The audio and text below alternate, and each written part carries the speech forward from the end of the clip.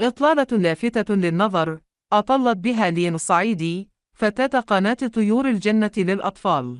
ارتدت فستان سهرة من اللون الموف، وتداول صورها عدد من جمهور مواقع التواصل الاجتماعي معجبين بشكلها في مرحلة المراهقة، كما تحدثوا عن التغيير الكبير والملحوظ في شكلها بعد مرحلة الطفولة. فاجأت نجمة قناة طيور الجنة الطفلة لين الصعيدي جمهورها بإطلالة جديدة بعد أن أصبحت شابة في غاية الجمال. وظهرت لين الصعيدي في الصور التي نشرتها على حسابها بموقع إنستغرام بدون حجاب، وبدت شابة في غاية الجمال والأناقة. وبعد تداول الصور بشكل واسع، عبر الجمهور عن صدمته الممزوجة بالسعادة الكبيرة بسبب اختلاف لين التي عرفها الجمهور كطفلة في قناة طيور الجنة، والتي قال رواد مواقع التواصل أنها تزوجت وأصبحت سيدة منزل، فيما تفاعل البعض بسبب أن لين أصبحت شابة فيما والدها لم يختلف شكله منذ سنوات. وقال البعض إن لين بدت كأنها زوجة أو خطيبة عمر الصعيدي وليست ابنته.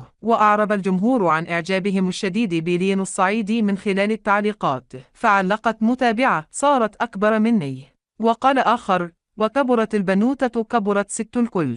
وقالت أخرى: عمر الصعيدي صغرا بالعمر وبنته صبية كما العروسة. وعلق آخرون: حيث ظهر بجانبها عمر الصعيدي والدها في عدد من الصور. ولدت لين في عام 2005، أي تبلغ من العمر 17 عاما. ومن ألوانها المفضلة الزهري، أما الأكلات المفضلة المكرونة والسلطة. وتدرس في المدارس الأمريكية، وهي تعشق السباحة، الرسم والغناء. وأصولها فلسطينية من يافا. لديها شقيقة هي مايا تبلغ من العمر 7 سنوات وشقيقها هاشم. وكانت مايا تغني معها في قناة طيور الجنة. وابنة خالتها هي أفضل صديقة لها، وذلك بحسب حديث مسبق لها. كما أن والدها عمر الصعيدي هو منشد فلسطيني بدأ حياته أيضا بالإنشاد في قناة طيور الجنة التي انطلقت عام 1994.